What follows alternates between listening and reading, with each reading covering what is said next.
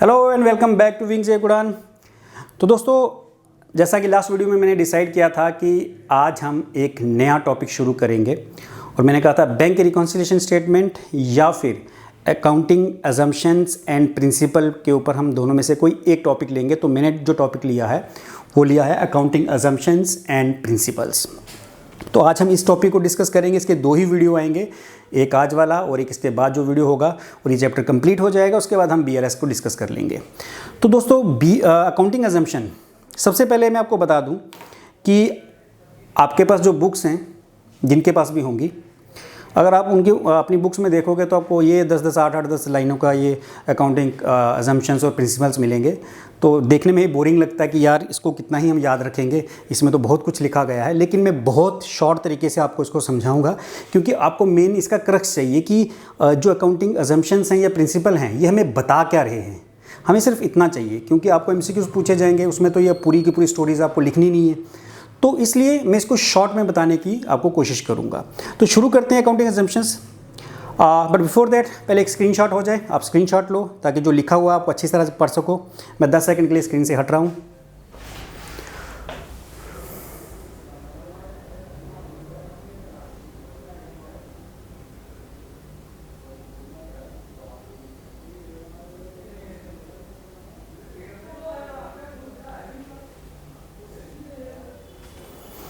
चलिए दोस्तों, I hope सबने स्क्रीनशॉट ले लिया। तो शुरू करते हैं अकाउंटिंग अजम्पशंस एंड प्रिंसिपल्स।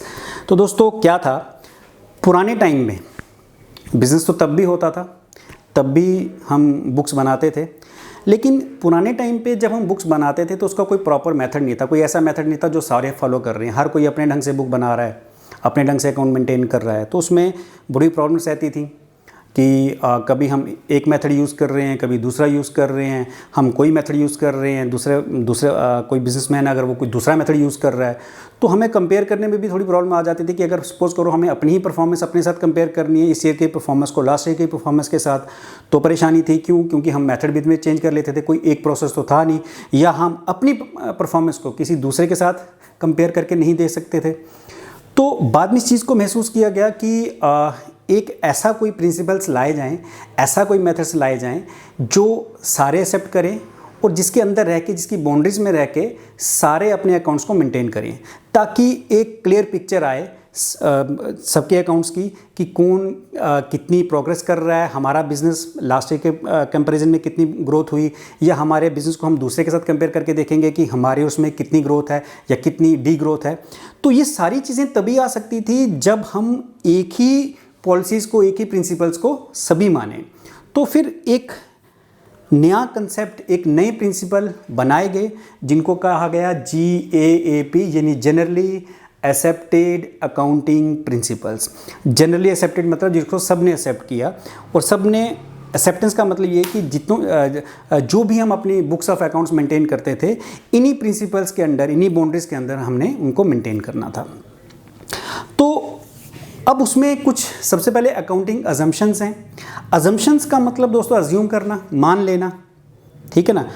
तो अजम्पशन हो गई कोई किसी चीज़ को मानना। अब मानने को तो हम कुछ भी मान सकते हैं, लेकिन जब हम अकाउंटिंग अजम्पशंस की बात करते हैं तो उसमें 3 तरह के अजम्पशंस हैं। ये वो अजम्पशंस हैं जिन्हें हर बिज़नेस को फॉलो करना ही है, और अगर कोई इन अजम्पशंस को फॉलो नहीं करता, कोई भी बिजनेस अगर इन अजम्पशंस को फॉलो नहीं करता, तो उसको रीज़न बताना पड़ता है कि उसने क्यों फॉलो नहीं किया। तो मेन वो 3 हैं जिनको हर बिजनेस को फॉलो करना ही करना है। वो अकाउंटिंग अजम्पशन कौन सी हैं? So accounting assumptions are those which are presumed to have been followed by all in preparing annual accounts. कहता है अकाउंटिंग अजम्पशंस वो होती हैं जो हम ये मान के चलते हैं कि सभी ने उसको फॉलो किया है और अपने जो एनुअल अकाउंट है उसी के अकॉर्डिंग मेंटेन किए हैं। तो fundamental accounting assumptions are basically 3 accounting assumption ऐसी हैं जिनको सबको फॉलो करना पड़ता है। वो क्या हैं? First is going concern assumption. Going concern, दोस्तों गोइंग कंसर्न का मतलब क्या है? हम कोई भी बिजनेस जो शुरू करते हैं, तो क्या हम ये पहले से डिसाइड कर लेते हैं कि ये बिज़नेस मैं 2 साल के लिए चलाऊंगा, या 1 साल के लिए चलाऊंगा, या 4 साल के लिए चलाऊंगा?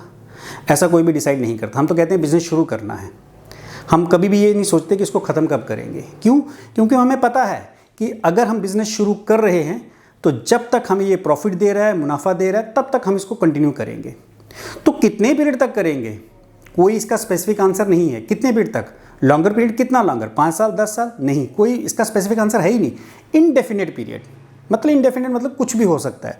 वो 5 साल भी हो सकते हैं, वो 50 साल भी हो सकती हैं, वो 70 ईयर्स भी हो सकती हैं। तो बिजनेस तब तक चलता है जब तक कोई ऐसा हमारे सामने कोई रीज़न ना आ जाए कि हमें अपने बिज़नेस को क्लोज़ करना। फॉर एग्जांपल हमारा बिज़नेस लॉस में जा रहा है तो बिज़नेस क्लोज़ करना, अदरवाइज़ हम अपने बिज़नेस को क्लोज़ नहीं करते। तो गोइंग कंसर्न अजम्पशन ये कहता है कि हम ये मान के चलते हैं कि हम अपने बिज़नेस को लंबी ड्यूरेशन के लिए, लॉन्गर ड्यूरेशन नहीं, इनडेफिनेट पीरियड के लिए हम इसको जारी रखेंगे, हम इसको क्लोज डाउन नहीं करेंगे। So according to this assumption business shall continue for indefinite period. Business हम कंटिन्यू करेंगे किसके लिए, इनडेफिनेट। इनडेफिनेट मतलब जिसका पीरियड जो है डेफिनेट नहीं है, मतलब पता नहीं है कि कब तक, वो 2 साल 10 साल 20 साल 50 साल भी हो सकता है। And there is no intention to close the business, और इसमें हमारी कोई भी ऐसी इंटेंशन नहीं होगी कि हम अपने बिजनेस को क्लोज करें। क्यों, क्योंकि बिजनेस तो हम तभी क्लोज करेंगे जब हमें ये लॉस देगा, या कोई और रीज़न हो सकता है, एक्स्ट्राऑर्डिनरी सर्कमस्टांसिस, अदरवाइज हम अपने बिजनेस को क्लोज नहीं करते और ये मान के चलते हैं कि बिजनेस चलता रहेगा। अच्छा, अब इससे रिलेटेड मैं एक एग्जांपल देता हूँ। आपको याद होगा कि मैंने आपको बताए थे 2 तरह के एक्सपेंडिचर, कौन कौन से थे, रेवेन्यू एक्सपेंडिचर और कैपिटल एक्सपेंडिचर। एक्सपेंडिचर का मतलब क्या है, एक्सपेंडिचर का मतलब होता है खर्चा, किसी बिजनेस को चलाने के लिए जो हम एक्सपेंस करते हैं, खर्चा करते हैं, वो उसको एक्सपेंडिचर बोलते हैं। अब बात आती है रेवेन्यू एक्सपेंडिचर की और कैपिटल एक्सपेंडिचर। डिफरेंस क्या है दोस्तों, रेवेन्यू एक्सपेंडिचर तो वो हो गए जो हमें बिज़नेस को ऑपरेट करने में या बिज़नेस को चलाने में हमें जो खर्चा आ रहा है। फॉर एग्जांपल हम रेंट दे रहे हैं, या एम्प्लॉयज़ की सैलरी दे रहे हैं, या इंटरेस्ट दे रहे हैं, तो हम हमारे बिज़नेस को ऑपरेट करने में, चलाने में जो हर महीने खर्चा आता है या हर 10 दिन के बाद खर्चा आ रहा है, टू ऑपरेट आवर बिजनेस, हमारे बिजनेस को चलाने में जो खर्चा आ रहा है वो रेवेन्यू एक्सपेंडिचर है। ये ऐसे एक्सपेंडिचर है जो 1 साल के अंदर कंज्यूम हो जाते हैं, यानी जिनका बेनिफिट हमें 1 साल के अंदर मिलता है। फॉर एग्जांपल आप सैलरी दे रहे हो तो मंथली सैलरी दे रहे हो, तो मंथली सैलरी दे रहे हो, साल भर सैलरी दोगे, साल भर जिसको अपनी सैलरी दी उसकी सर्विस भी आपको मिल रही है। तो ये वो एक्सपेंडिचर है जो साल भर में, साल भर की सैलरी दी, साल भर की आपने सर्विस ले ली, साल भर का रेंट दिया, साल भर का आपने जिस चीज़ का रेंट दिया वो चीज़ आपने बिल्डिंग या प्रीमिसेस यूज़ कर ली। तो ये वो एक्सपेंडिचर जो 1 साल के अंदर कंज्यूम हो जाते हैं।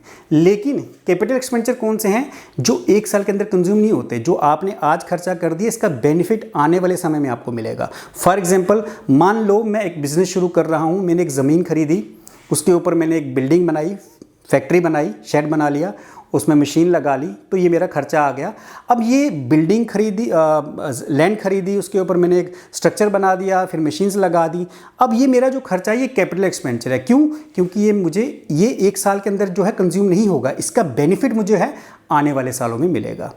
अब जब तक मेरी मशीन चलेगी, चाहे वो 5 साल 10 साल, मुझे उससे बेनिफिट होता रहेगा, मैं प्रोडक्शन करूँगा, जो भी प्रोडक्ट बनेगा मार्केट में बेचूंगा। तो कैपिटल एक्सपेंडिचर वो होती हैं जिनका बेनिफिट आपको आने वाले समय में मिलता है।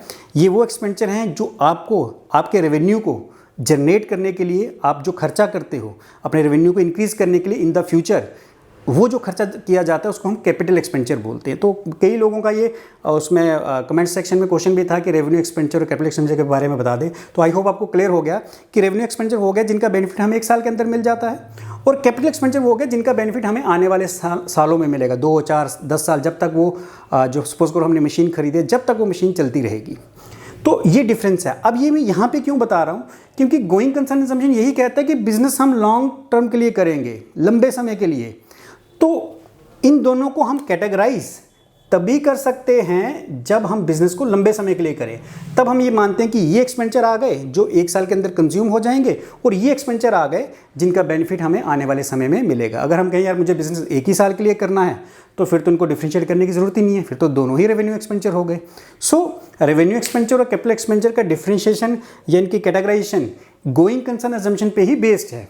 इसी अजम्पशन पे हम 2 एक्सपेंडिचर को, एक को शॉर्ट टर्म मान लेते हैं साल के अंदर, और एक को लॉन्ग टर्म मान लेते हैं जो साल के बाद आने वाले समय में हमें बेनिफिट देने वाला है। तो गोइंग कंसर्न अजम्पशन हमें ये कहता है कि बिजनेस को हम एक इनडेफिनेट पीरियड के लिए चलाते हैं। चलिए जी, नेक्स्ट बात करते हैं कंसिस्टेंसी अजम्पशन। अब दोस्तों कंसिस्टेंसी कहती है कि आपको जो भी आप अपने अकाउंट्स मेंटेन कर रहे हो, आपको जो मेथड आपने यूज़ किया है उस मेथड को आप बीच में चेंज नहीं कर सकते। अगर आपने एक मेथड अडॉप्ट किया है अपनी बुक्स अकाउंट्स बुक्स में किसी चीज़ को रिकॉर्ड करने का, आप उसी मेथड को कंटिन्यू रखोगे साल दर साल। ये नहीं कि आज इस साल एक मेथड यूज़ कर लिया, अगले साल कोई और कर लिया। ये मैं एग्जाम्पल के तौर पे आपको बताता हूँ। देखिए दोस्तों, एक वर्ड मैंने बताया था डेप्रिसिएशन। डेप्रिसिएशन अगर किसी को इसका मतलब नहीं पता, इसका मतलब होता है decrease in value of asset. किसी एसेट की वैल्यू में डिक्रीज आना जब हम उस एसेट को यूज़ करते हैं, या with the passage of time asset की वैल्यू गिरती है। जैसे गाड़ी आपने खरीद ली तो जैसे जैसे टाइम भी निकलेगा और जैसे जैसे आप उसको चलाओगे पुरानी होगी तो उसकी वैल्यू कम हो जाएगी, और जितनी वैल्यू कम हुई उसको डेप्रिसिएशन बोलते हैं। तो डेप्रिसिएशन का मतलब आपको क्लियर हो गया। अब देखो, किसी भी चीज़ की जो हम डेप्रिसिएशन यानी कितनी वैल्यू उसकी साल दर साल कम हुई, उसके लिए हम दो मेथड अडॉप्ट करते हैं। दो में से कोई एक अडॉप्ट कर सकते हैं। वो कौन कौन से मेथड हैं ये मैं मिटा रहा हूँ। डेप्रिसिएशन चार्ज करने के दो मेथड हैं। उसमें एक है फिक्स्ड कॉस्ट मेथड या फिक्स्ड इंस्टॉलमेंट मेथड, और दूसरा जो मेथड है वो है return down value method. Return down value method, ये दो मेथड हैं। अब हम जो भी मेथड अपनी अकाउंटिंग बुक में यूज़ कर रहे हैं किसी एसेट की वैल्यू को कम करने का, वो चाहे फिक्स इंस्टॉलमेंट है या रिटर्न डाउन है, दोनों में से कोई भी यूज़ कर रहे हैं। अगर सपोज करो हम फिक्स इंस्टॉलमेंट मेथड यूज़ कर रहे हैं तो फिर हम इसी का यूज़ करेंगे, बीच में हम इस मेथड को यूज़ नहीं कर सकते रिटर्न डाउन वैल्यू को। या अगर हम रिटर्न डाउन वैल्यू यूज़ कर रहे हैं तो फिर फिक्स इंस्टॉलमेंट मेथड नहीं यूज़ कर सकते, क्योंकि कंसिस्टेंसी अजम्पशन यही कहती है कि आपको कंसिस्टेंट रहना है, आपको एक ही मेथड यूज़ करना है, बार बार चेंज नहीं करना। तो एक एग्जाम्पल के तौर पर बताता हूँ। जो फिक्स्ड इंस्टॉलमेंट मेथड है इसमें क्या है, इसमें यह होता है कि जो डेप्रिसिएशन आप मशीन की कॉस्ट पे पहले साल में लगाते हो वही डेप्रिसिएशन आपने हर साल लगानी है। अब मैं एक चीज़ मानता हूं कि मशीन की कॉस्ट, मशीनरी कॉस्ट मान लो मैं कहता हूं कि एक मशीन 1 लाख रुपए की है और इस पर 10% हमने डेप्रिसिएशन लगानी है। 10% डेप्रिसिएशन है साल की, मतलब हर साल इसकी वैल्यू 10% कम होगी। किसकी? 1 लाख की। तो 1 लाख का 10% कितना हो गया? 10,000। यानी एक साल के बाद मशीन की वैल्यू कितनी रहेगी? 90,000। अब ये फिक्स इंस्टॉलमेंट मेथड ये कहता है कि जो डेप्रिसिएशन आपने पहले साल लगाई वही हर साल लगाओ। फिर तो अगले साल भी हम कितनी डेप्रिसिएशन लगाएंगे? 10,000। कितनी वैल्यू बची? 80,000। अगले साल भी हम डेप्रिसिएशन लगाएंगे 10,000, वैल्यू बचेगी 70,000। ये हो गया फिक्स इंस्टॉलमेंट। दूसरा कौन सा था? Return down value. अगर हम उस मेथड से करें, रिटर्न डाउन वैल्यू मेथड से, तो देखो मशीन की कॉस्ट जो है वो 1 लाख ही है, माइनस सपोज करो डेप्रिसिएशन 10% ही है, तो पहले साल डेप्रिसिएशन आ गई 10,000, माइनस करने के बाद एक साल के बाद मशीन की वैल्यू बची 90,000। अब अगली जो डेप्रिसिएशन हमें लेनी होती है, जो वैल्यू बच गई हुई है उसी पे लेनी है। जैसे 90,000 है, इसका 10% कितना हो गया? 9,000। तो ये एक पूरा बेसिकली चैप्टर है डेप्रिसिएशन। आपको ये चैप्टर पढ़ने की ज़रूरत नहीं है पूरा का पूरा, सिर्फ मैं बता रहा हूँ कि हम जो मेथड है वो चेंज नहीं कर सकते। अब आप इस मेथड से देखोगे तो हर साल 10,000 डेप्रिसिएशन, ये आपकी फर्स्ट डेप्रिसिएशन आ गई 10,000, ये आपकी सेकंड डेप्रिसिएशन आ गई 10,000, थर्ड भी आती तो वो भी कितनी थी? 10,000। लेकिन आप यहाँ देखो, पहली डेप्रिसिएशन तो 10,000 ही आएगी, लेकिन दूसरी देखो कितनी आई है? 9,000। तो यहाँ कितनी थी? 10,000। अब अगर हम मेथड चेंज कर लेते हैं कि फिक्स इंस्टॉलमेंट से इस मेथड पे आ जाए, तो हम दूसरे साल में देखेंगे डेप्रिसिएशन यहाँ पे 10,000 लेनी थी, लेकिन ली कितनी? 9,000। इससे क्या होगा? हमारा जो प्रॉफिट है वो सही रिफ्लेक्ट नहीं होगा, क्योंकि ये एक्सपेंस है। हम जितने भी एक्सपेंस अपने प्रॉफिट लॉस अकाउंट में डालते हैं तो हमें हमारा जो प्रॉफिट लॉस अकाउंट है वो सही प्रॉफिट नहीं बताएगा। क्यों? क्योंकि हमने मेथड चेंज कर लिया। तो कंसिस्टेंसी आपको याद रखना है कि ये यही कहता है कंसेप्ट कि आपको जो मेथड आपने अडॉप्ट कर लिया उसको आप चेंज नहीं कर सकते हो। Next is accrual assumption. दोस्तों एक्रूअल अजम्पशन हमें ये कहता है कि कोई भी ट्रांजैक्शन को तभी रिकॉर्ड कर लो जब वो ट्रांजैक्शन हुई, डजंट मैटर आपको पेमेंट कब हुई। According to this assumption a transaction is recorded in the books of accounts at time when it is entered into and not when the settlement take place. कि जब वो transaction हुई आपको उसी वक्त रिकॉर्ड करनी है, ये नहीं देखना सेटलमेंट कब हुई। सेटलमेंट का क्या मतलब है मैं वो बता रहा हूँ। सपोज करो आपने गुड्स बेची, गुड्स सोल्ड ऑन क्रेडिट, उधार पे गुड्स बेची 5 जनवरी को, ठीक है। आपने 10,000 की गुड्स उधार में बेची, ये उधार में बेची है आपने, और जो आपको कैश मिला वो मिला आपको 12 जनवरी को। इसका जो कैश जिसको भी आपने गुड्स बेची थी वो आपको जो पैसा है 10,000 कब दे रहा है, 12 जनवरी को। ये एक्रूअल कंजम्पशन ये कहता है कि जब एक ट्रांजैक्शन हो गई, डजंट मैटर आपको पैसा कब मिल रहा है, ऐसा नहीं करना कि जब पैसा मिला तब आप रिकॉर्ड करोगे। जब आपने गुड्स बेच दी किसी को, चाहे उधार में बेची, आपने तभी ट्रांजैक्शन को रिकॉर्ड कर लेना है। ये मैटर नहीं करता कि आपको पैसा मिला या फिर नहीं मिला, क्योंकि बेसिकली ये इस तरह से भी फ़ायदेमंद है कि अगर आप ये सोच के करो कि ठीक है मैंने 5 जन को गुड्स बेची थी, 12 जन को जब पैसा मिलेगा तब रिकॉर्ड करूँगा, लेकिन ऐसी बहुत सारी ट्रांजैक्शंस होती हैं क्रेडिट में, बहुत सारे लोगों को देते हैं, तो आप भूल भी सकते हो। तो हमारा अकाउंटिंग जो प्रोसेस है वो हमें ये कहता है कि भाई जब ट्रांजैक्शन हुई, जब आपने किसी को बेच दी कोई चीज़, चाहे वो कैश में बेची या क्रेडिट में, आपने उसी वक्त अपनी रिकॉर्डिंग कर लेनी है। ये मैटर नहीं करता कि आपको पैसा कब मिला। या फिर इसका एक उलट कर लेते हैं, मान लो मैं गुड्स परचेज कर रहा हूँ, परचेज गुड्स ऑन क्रेडिट, मैंने 5,000 की गुड्स खरीदी, राइट, मान लो 10 अप्रैल को, और लेकिन पेमेंट मैंने की, पेमेंट मेड टू क्रेडिटर, मैंने क्रेडिटर को पेमेंट की 15 अप्रैल को। अगेन ट्रांजैक्शन कब हुई, 10 अप्रैल को। डजंट मैटर आप पेमेंट कब रिसीव कर रहे हो, कब पे कर रहे हो, जब आपके ट्रांजैक्शन जिस डेट को हुई आपने उसी डेट को रिकॉर्डिंग कर लेनी है। ये अजम्पशन हमें ये भी बताता है कि जिस साल का एक्सपेंस है आपने उसी साल उसको रिकॉर्ड करना है, बेशक आपने उसकी पेमेंट अगले साल की है। फॉर एग्जांपल मान लो कि मुझे रेंट देना था, आपको याद है ना हम प्रॉफिट एंड लॉस अकाउंट बनाते थे तो उसमें इस तरफ रेंट आता था। मान लो 10,000 रेंट हमने पे कर दिया हुआ है और ऐड हम करते हैं आउटस्टैंडिंग रेंट। अब ये आउटस्टैंडिंग रेंट कौन सा होगा, जो अभी तक हमने नहीं दिया। अब हमने दिया या नहीं दिया, क्योंकि अगर ये इसी साल का रेंट है तो ये इसी साल के प्रॉफिट एंड लॉस अकाउंट में जाना चाहिए, ये अगले साल के प्रॉफिट एंड लॉस अकाउंट में नहीं जाएगा, ये इसी साल में जाएगा, बेशक हमने अगले साल पे किया। रीज़न ये है कि अगर हम इस रेंट को जो हमने अभी तक नहीं दिया लेकिन है इसी साल का, अगले साल के प्रॉफिट एंड लॉस अकाउंट में डालेंगे तो हमारा अगले साल का प्रॉफिट 2,000 रुपये कम हो जाएगा जितना ये रेंट है, लेकिन वो रेंट तो उस साल का नहीं है, वो तो पिछले साल का है। तो सिंपल जिस साल के एक्सपेंसेस हैं आपने उसी साल के अकाउंट में डालने हैं। ये मैटर नहीं करता कि आपने पे किए या नहीं किए, पे किए तभी आपने इसी साल के अकाउंट में डालने हैं, और नहीं पे किए आपने लिख देना सिर्फ आउटस्टैंडिंग की ये पे करना है। बेशक आपने अगले साल पे किया लेकिन आपने लिखना इसी साल के बुक में है या इसी साल के प्रॉफिट एंड लॉस अकाउंट में लिखने हैं। सो एक्रूअल कंजम्पशन अजम्पशन ये कहती है कि जो ट्रांजैक्शन जिस समय होती है आपने उसी समय उसको रिकॉर्ड कर लेना है। जब आपको कोई प्रॉफिट रियलाइज़ हुआ आपने रिकॉर्ड कर लेना है, या कोई आपने एक्सपेंस किया चाहे पेमेंट की या नहीं की आपने रिकॉर्ड कर लेनी है। सो ये आ गया आपका एक्रूअल अजम्पशन। अब इस पे जो MCQs हैं वो क्या हो सकते हैं वो मैंने यहाँ लिखे हैं। According to going concern concept a business is viewed as having, कहता है जो गोइंग कंसर्न कंसेप्ट है उसमें हम बिजनेस को कैसे देखते हैं, as having a limited life, कि इसकी एक लिमिटेड लाइफ है, वेरी लॉन्ग लाइफ, बड़ी लंबी लाइफ है, इनडेफिनेट लाइफ, और नन ऑफ दिस। अभी मैंने बताया कि गोइंग कंसर्न कंसेप्ट में ये कहता है कि बिजनेस चलता रहेगा, लिमिटेड लाइफ नहीं है उसकी, लॉन्ग लाइफ भी नहीं है, very long life. Very long से आप क्या अंदाज़ा लगा सकते हो, 20, 30, 40, 50 साल क्या लगा सकते हो, कुछ भी नहीं। इनडेफिनेट पीरियड जब आ गया तो इनडेफिनेट लाइफ का मतलब हो गया कि जिसका पता नहीं है, वो 5 साल भी हो सकती है, 25 साल भी हो सकती है, 1 साल भी हो सकती है।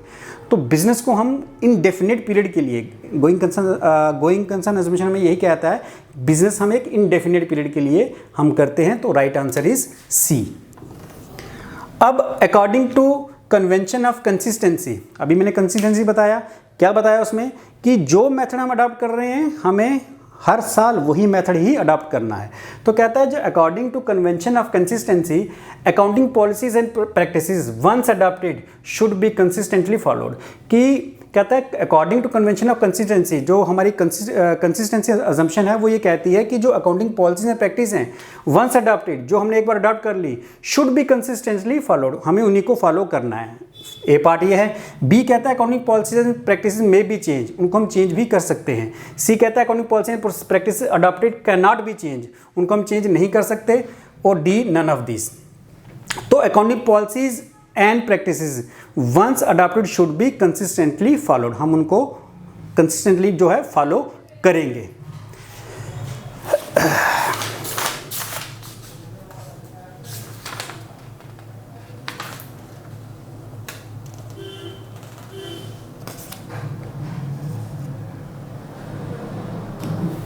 ठीक है, तो इसका आंसर है A. Next is according to accrual assumption transactions and events are recorded in the books at the time of, कहता है इस अजम्पशन के हिसाब से हम ट्रांजैक्शंस और इवेंट्स हम कब रिकॉर्ड करते हैं। एक्रूअल अजम्पशन मैंने अभी समझाया था। तो कहता है time of settlement in cash, time they entered into, time of settlement और एंटर्ड इनटू और नन ऑफ दीस। तो एक्रूअल अजम्पशन पे हम अपनी जो ट्रांजैक्शन और इवेंट है कब रिकॉर्ड करते हैं।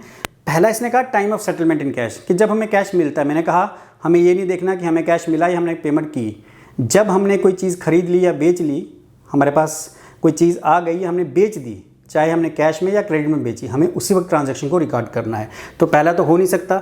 B time they entered into, जिस समय वो ट्रांजैक्शन हुई उस समय हमें रिकॉर्ड करना है। सी कहता है टाइम ऑफ सेटलमेंट और एंटर इनटू, जब सेटलमेंट हुई या एंटर हुई। और डी कहता है नन ऑफ दिस। तो आंसर क्या था, मैंने कहा जब वो ट्रांजैक्शन हुई तब हमें उसको एंटर करना है या हमें रिकॉर्ड करना है। तो ये इससे रिलेटेड जो हैं एमसीक्यूज थे। अब आप इसके कुछ अकाउंटिंग प्रिंसिपल्स रह गए हैं, वो हम कल नेक्स्ट वीडियो में डिस्कस करेंगे उनके बारे में। फिर ये चैप्टर ख़त्म हो जाएगा, उसके बाद हम शुरू करेंगे बीआरएस। और साथ ही साथ आपको बता दूं कि जो एमसीक्यूज हैं वो मेरे चैनल पे किरण's कॉमर्स जोन पे हम डिस्कस कर रहे हैं। आप वहाँ पे विज़िट करें, यूट्यूब पे किरण's कॉमर्स जोन लिखें, चैनल दिखाई देगा, सब्सक्राइब करें। उसमें हम एमसीक्यूज ऑलरेडी डिस्कस भी कर चुके हैं, आगे आने वाले समय में भी करेंगे। तो just subscribe my channel and follow me on Instagram, Facebook and WhatsApp number description box में मिल जाएगा, वहाँ से आप नंबर ले सकते हैं। एंड थैंक यू दोस्तों, बहुत गर्मी है। बाय।